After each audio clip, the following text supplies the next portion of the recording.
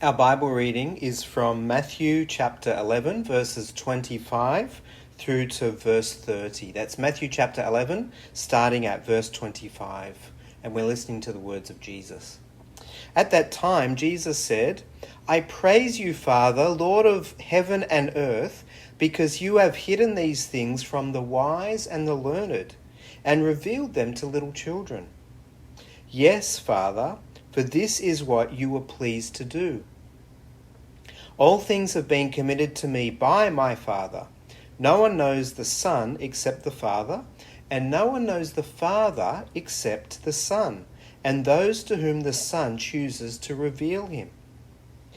Come to me, all you who are weary and are burdened, and I will give you rest. Take my yoke upon you and learn from me, for I am gentle and humble in heart, and you will find rest for your souls. For my yoke is easy and my burden is light." This is God's word. To know rest. What would it mean to find genuine, deep, real rest? It's an interesting question, isn't it? Such an important question in our crazy world at the moment. I want to think a little bit about it with you by introducing you to two sets of words that describe two states of life. Let me show them to you. Here's column A: agitated, anxious, busy, edgy, sleepless, uneasy, unsettled.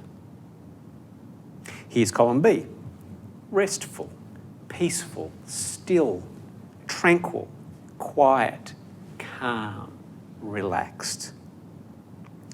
Now, as you listen to those lists of words, which words best describe your life, column A or column B? What I find particularly interesting about the two lists is when I first came up with them in September just last year, and I talked to people about where does your life fit, everyone said, I'm in column A, I'm agitated, anxious, busy, etc., because their life was frantic and they couldn't fit everything in and they had too much stuff stuffed in from breakfast till kind of after dinner and all that kind of stuff.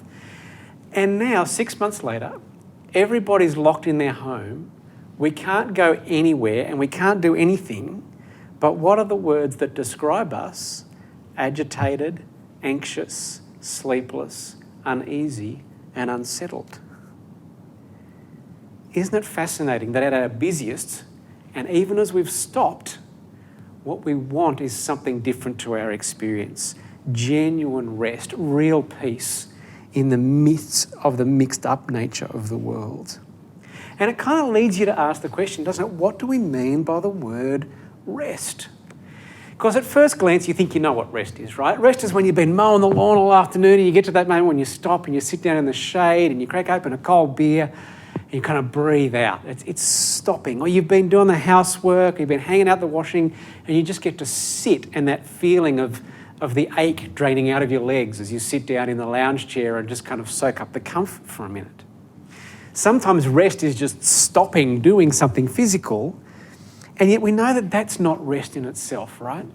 Lots of people, their entire job is not doing anything physical. My job's sitting at a desk. I look at computers, I read emails, I talk to people, and some days I get home at the end of it and I'm totally exhausted.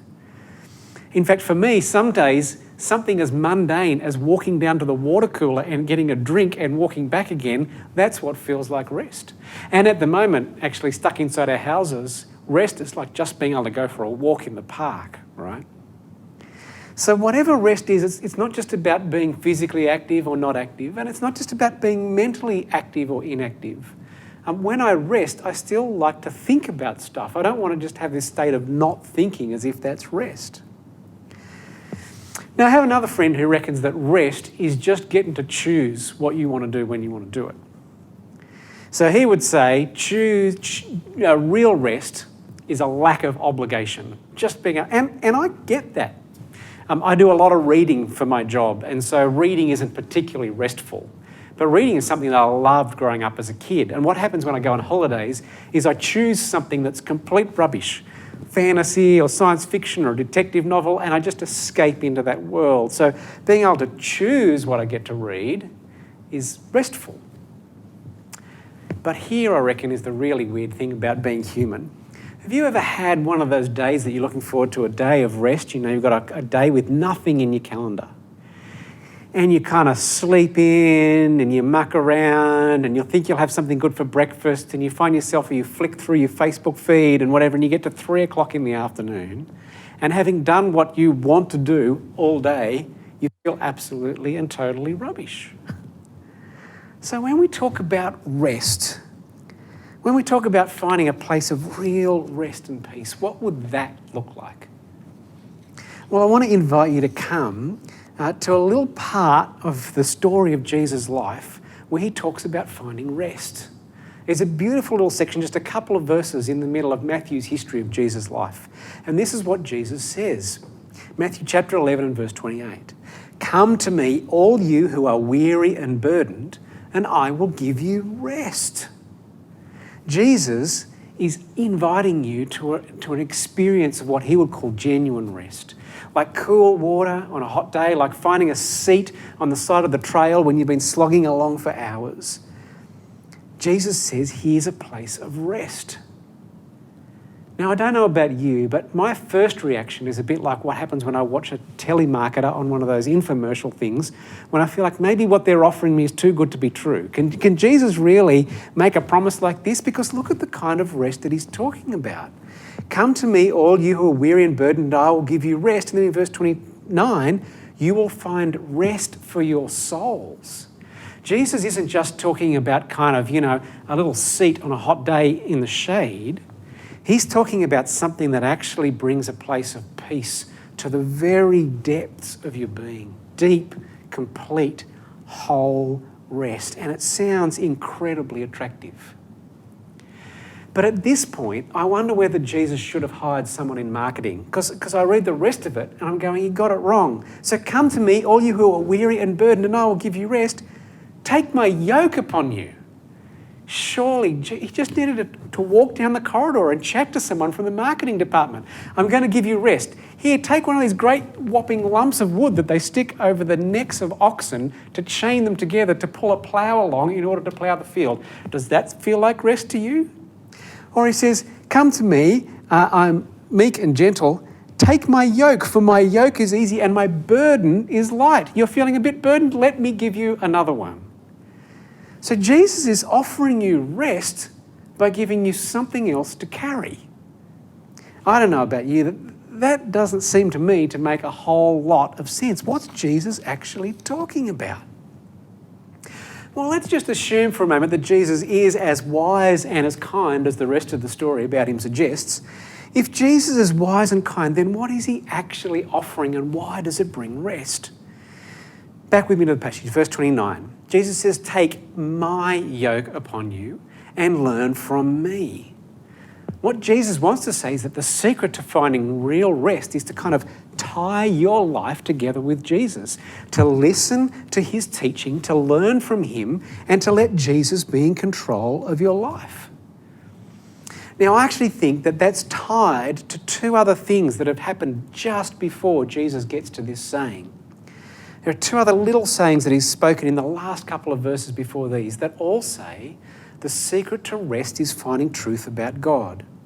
Verse 25, Jesus said, "I praise you, Father, Lord of heaven and earth, because you have hidden these things from the wise and learned, but revealed them to little children." There's a truth from God that really smart people can't always find, but God can make it known to children.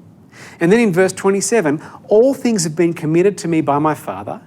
No one knows the Son except the Father, and no one knows the Father except the Son, and those to whom the Son chooses to reveal him or make him known."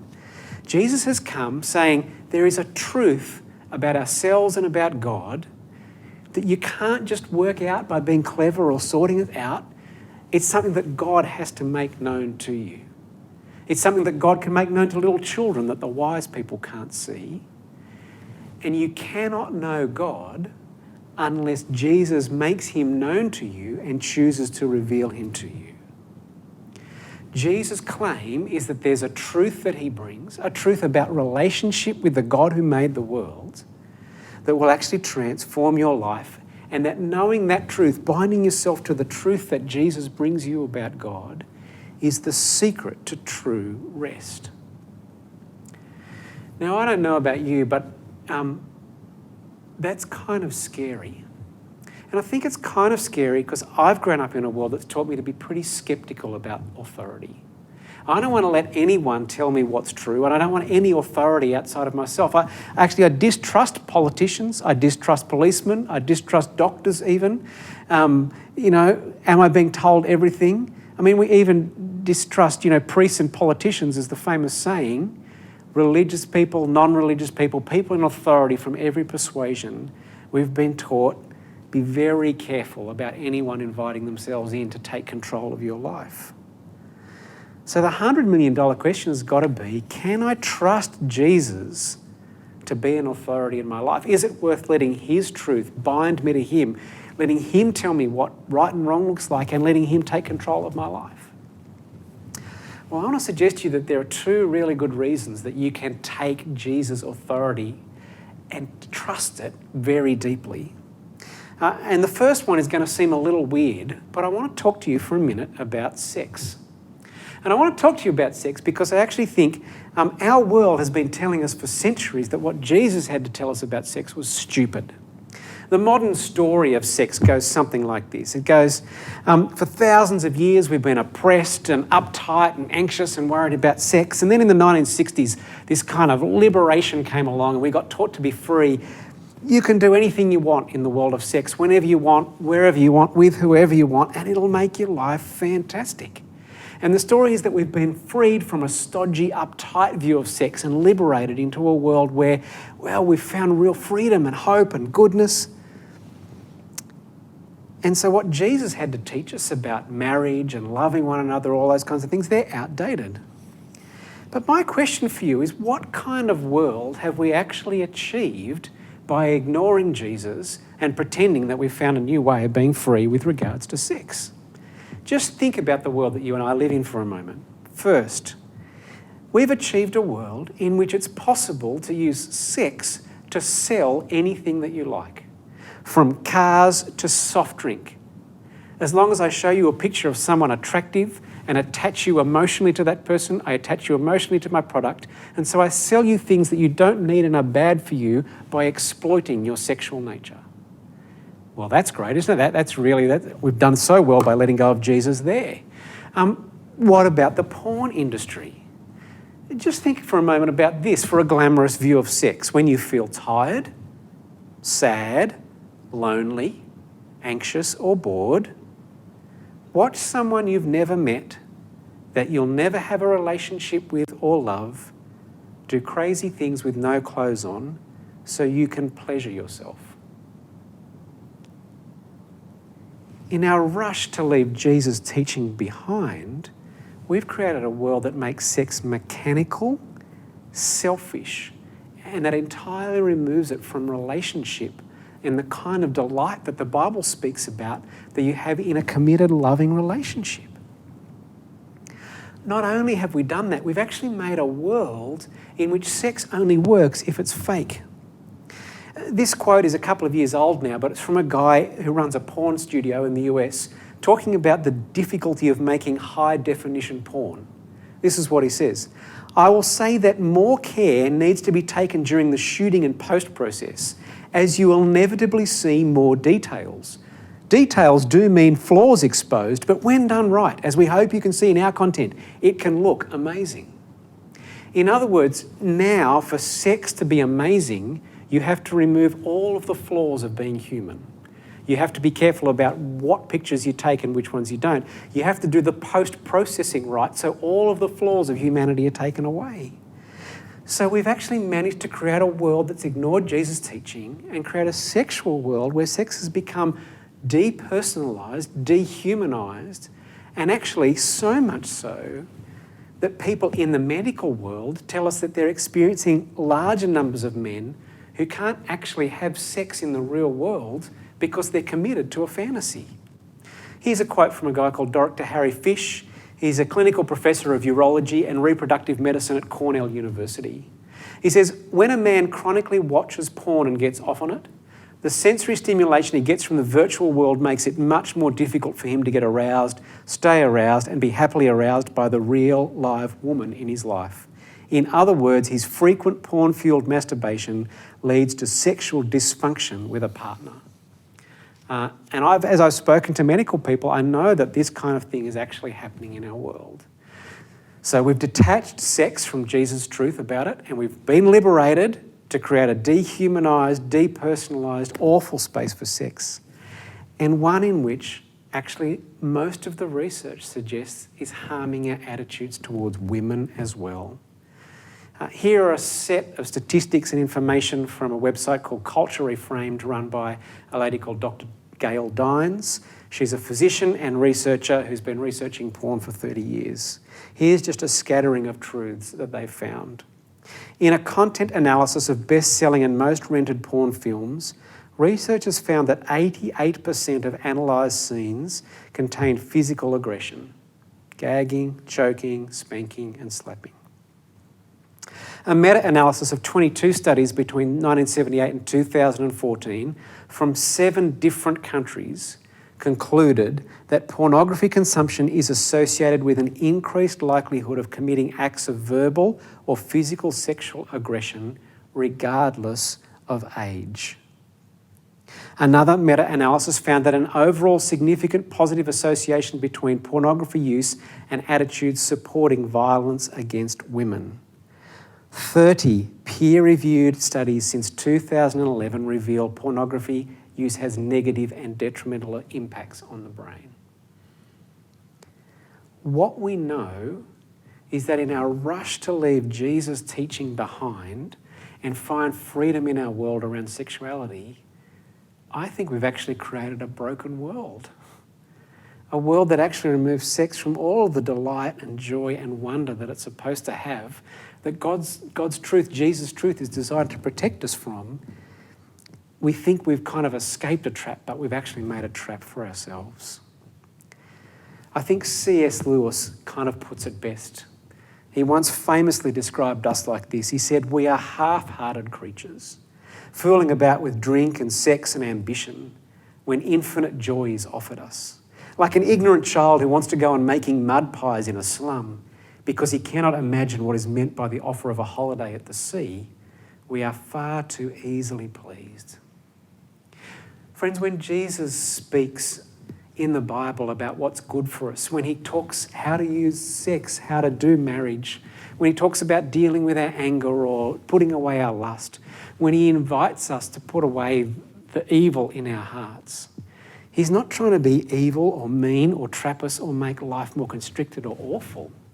He's actually trying to lead us to a life that would actually look distinctly different from the one that gets lived when we stay in control ourselves.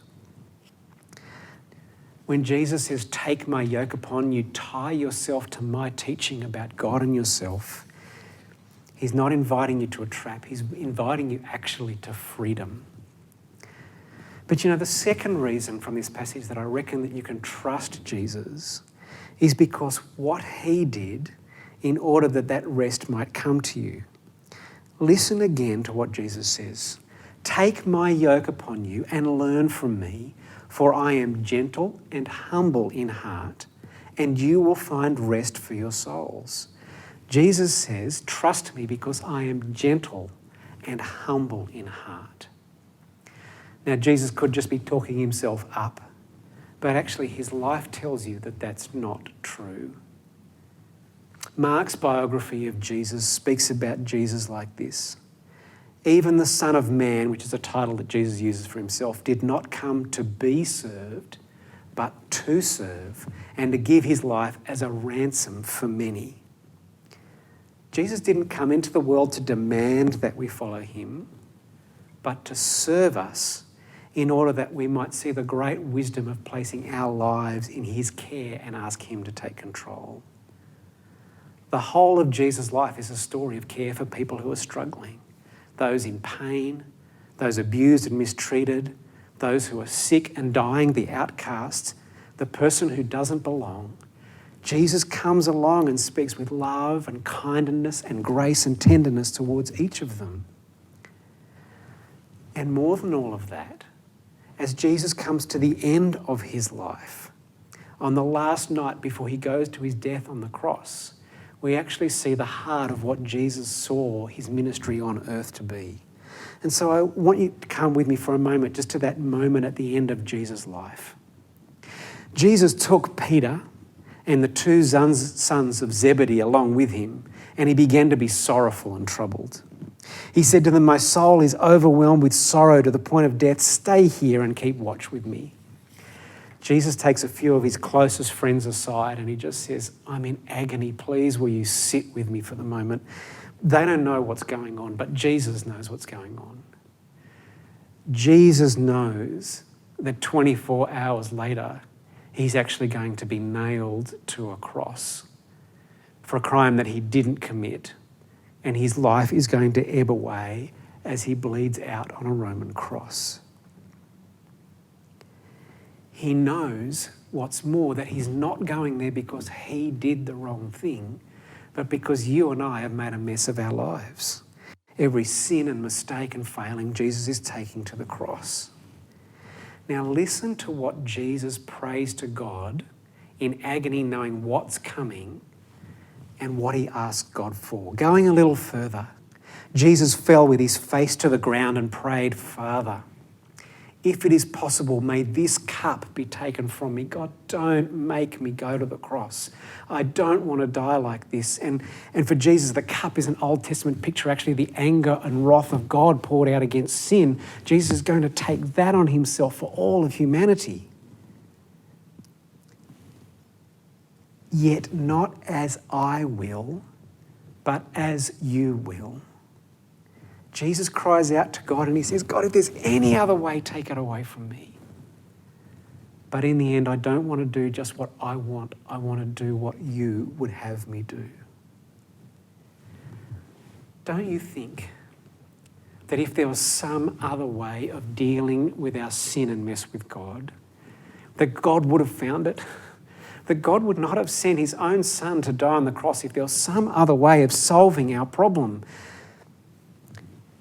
But when Jesus claims to be humble and gentle in heart, someone who loves the lost and is willing to give himself up for those who are broken, he actually matched those words with all of the actions of his life. He said to God, "I will do what you will." And he even went to death on a cross, not for his sins, but for yours and mine. When Jesus offers you rest for your soul, what he's talking about is the security and the grace and the wonder of standing in a place with God that you know that everything has been forgiven and wiped clean.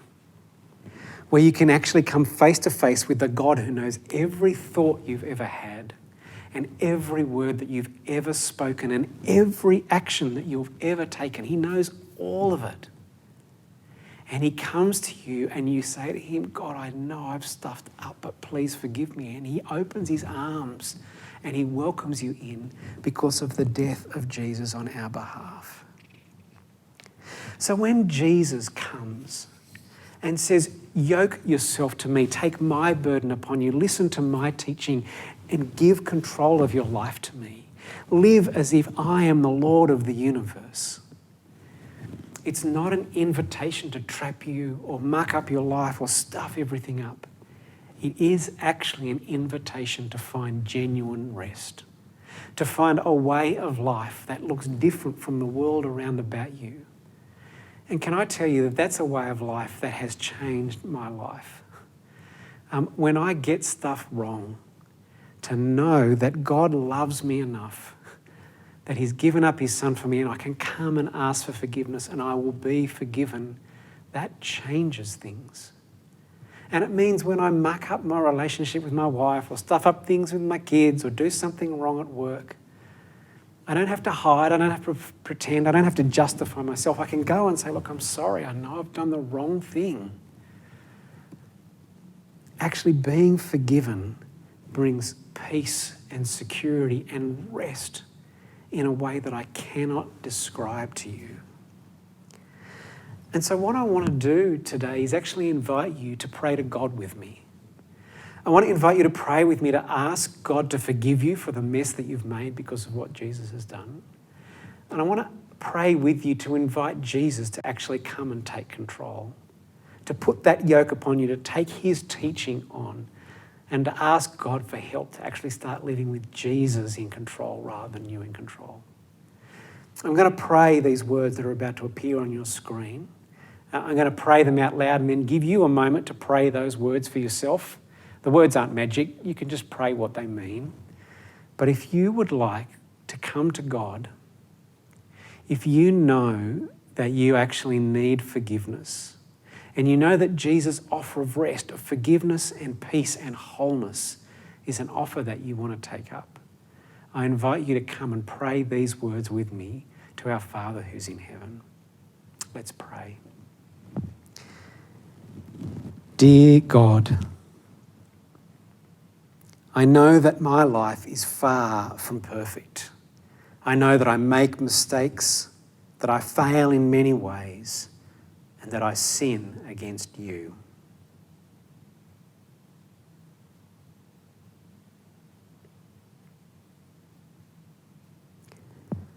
Thanks for sending Jesus to die so that I can be forgiven. Please forgive me for the ways that I've hurt others and hurt you.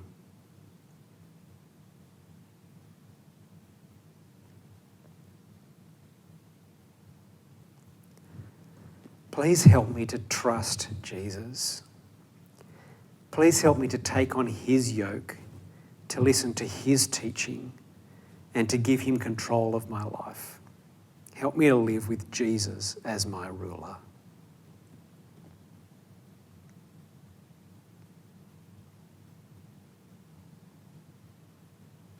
Amen. I want you to know that God is there and he's listening, and this is a prayer that God has promised that he will hear.